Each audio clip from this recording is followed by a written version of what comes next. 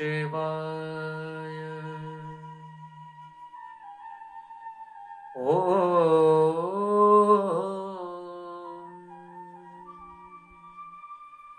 नमः शिवाय। शुभं शुभं कुरु। नमः शिवाय।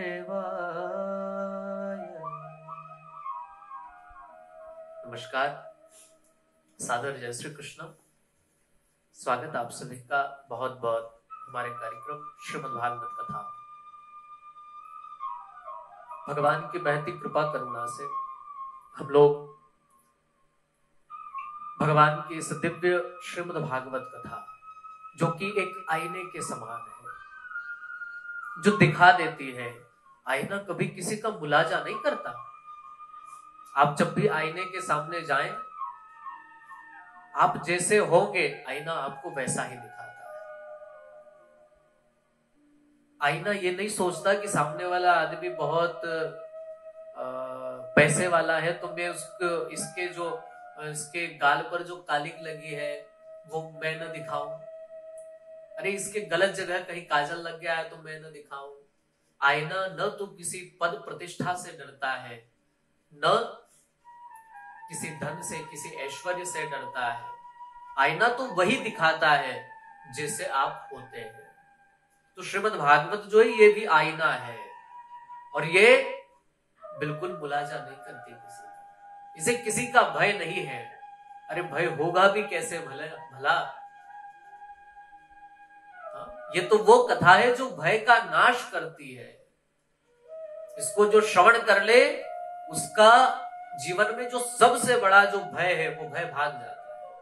और प्रत्येक व्यक्ति जानता है जीवन का सबसे बड़ा भय कौन सा है। मृत्यु के भय से बड़ा और कोई भय नहीं है। और जो मृत्यु के भय को समाप्त करती है, ऐसी है श्रीमद् भागवत की ये कथा। क्योंकि इसका जो अधिष्ठात्र देव है ना, वो कहता है मृत्यु शर्त मद भयात्। भगवान कहते हैं कि मृत्यु मेरे भय से चरती है, ये मेरे भय से लोगों को खाती है। मैं जैसा इशारा करता हूं ये वैसा ही करती है। तो जो भय को भगाने वाली है, ऐसी श्रीमद् भागवत को किसी से भय नहीं। तो ये आईने के समान ही आप जैसे हैं वैसा आपको प्रस्तुत कर देती है। आप इसके किरदारों में से कौन सा किरदार है? आपका किरदार कृष्ण जैसा है, अर्जुन जैसा है, या फिर कंस या पूतना जैसा है, या फिर राधा, माँ यशोदा, नंद बाबा। किस तरह का आपका किरदार है वो उसमें दिखाई पड़ जाता है कि हम क्या है। तो ऐसे ही श्रीमद् भागवत, जिसका हम लोग श्रवण कर रहे हैं। पिछले सत्र में हम लोग श्रवण कर चुके हैं कि किस प्रकार सृष्टि की उत्पत्ति के क्रम में ब्रह्मा जी ने 10 मानस पुत्रों को जन्म दिया। फिर अपने दक्षिणांग से महाराज मनु और वामांग से शत्रुपा को जन्म दिया, और इनसे मैथुनी सृष्टि का आरंभ हुआ पृथ्वी पर। पृथ्वी रसातल में चली गई थी, उसको भी खींच कर लाया गया। भगवान जो है वराह अवतार धारण करके पृथ्वी को लेकर आए हैं। महाराज मनु और शत्रुपा के यहाँ 5 संतानें हुई। सबसे पहली पुत्री आकुति, दूसरी देवहूति और तीसरी पुत्री प्रसूति। 3 पुत्रियां और 2 पुत्र हुए, प्रियव्रत और उत्तानपाद, और इन्हीं से पूरी सृष्टि का विस्तार हुआ। यहां सबसे पहले जो है वो महाराज मनु की मंझली बेटी देवहूति जो है, उसके वंश का विस्तार यहां पर किया। किस तरह उसका विवाह कहाँ हुआ, कैसे फिर ये सृष्टि का जो क्रम है ये आगे बढ़ा।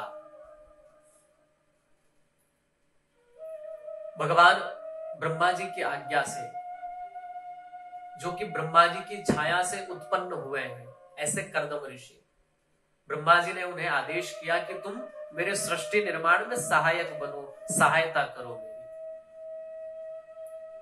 अपने पिता की आज्ञा को मान करके महर्षि कर्दम, जो कि बड़े तपस्वी महात्मा है, खूब कई वर्षों तक, हजारों वर्षों तक भगवान का तप किया।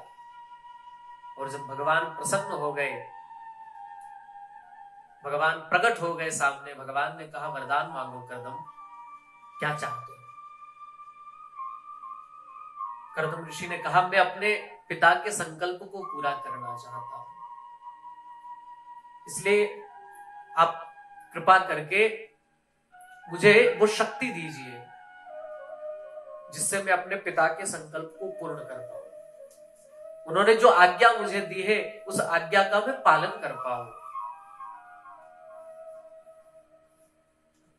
भगवान ने कहा कर्दम, तुम्हारे जैसा महात्मा, तुम्हारे जैसा तपस्वी मेरी आराधना कर रहा है और मैं तुम्हें देने में पीछे हट जाऊं, ऐसा कभी हो नहीं सकता।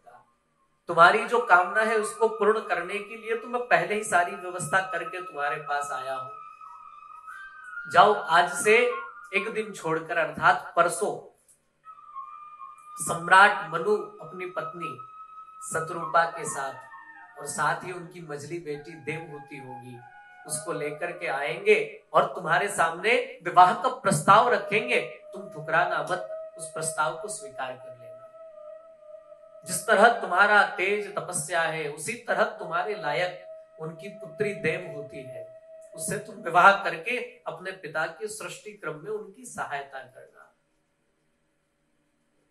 भगवान आशीर्वाद देकर वहां से अंतर ध्यान हो गए। महर्षि कर्दम अपने तपस्या में लग गए। तीसरा दिन आया, महाराज मनु भगवान के वचनानुसार आए हैं। आकर के निवेदन किया, प्रणाम किया महर्षि को। कर्दम ऋषि ने स्वागत सत्कार किया। महाराज मनु ने प्रस्ताव रखा, सहर्ष कर्दम जी ने स्वीकार कर लिया उस प्रस्ताव को। पाणी ग्रहण किया, वैदिक विधि से विवाह संपन्न हुआ। माता पिता दोनों चले गए। इतना तपस्वी पति पाकर मन ही मन भगवान को बड़ा धन्यवाद कर रही है। देखो ये राजा की पुत्री है और ये राजा भी कोई सामान्य नहीं है, ये पृथ्वी का सबसे पहला सम्राट है, पूरी पृथ्वी का राजा है और सबसे पहला राजा होने का गर्व है उसको।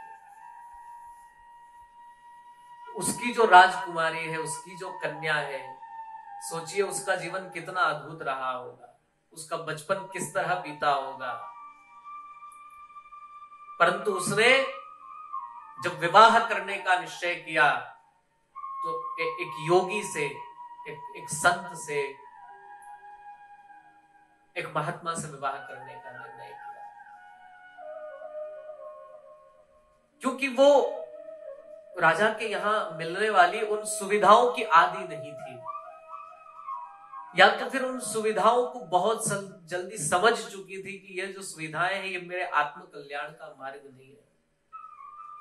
देखिए, जब आप विवाह के लिए लड़का चुनते हैं, विवाह के लिए जब भी कोई स्त्री अपने विवाह हेतु किसी का चयन करती है तो सबसे पहले यह देखा जाए कि इसके साथ विवाह करने से मेरे जो धार्मिक मनोरथ हैं वो पूरे होंगे भी कि नहीं। क्योंकि सबसे महत्वपूर्ण जीवन के जो लक्ष्य है उनमें से एक लक्ष्य है धार्मिक कृत्यों को करना, संपादित करना। ये राजा महाराजा यज्ञ यागादि कितने किया करते थे, क्यों किया करते थे? और इसलिए ये जो राजा महाराजा हैं, इनसे जो विवाह करती थी वो स्त्रियां भी इसी शर्त पर आती थी उनके साथ। और हमारे यहां आज भी जब सप्तपदी होती है,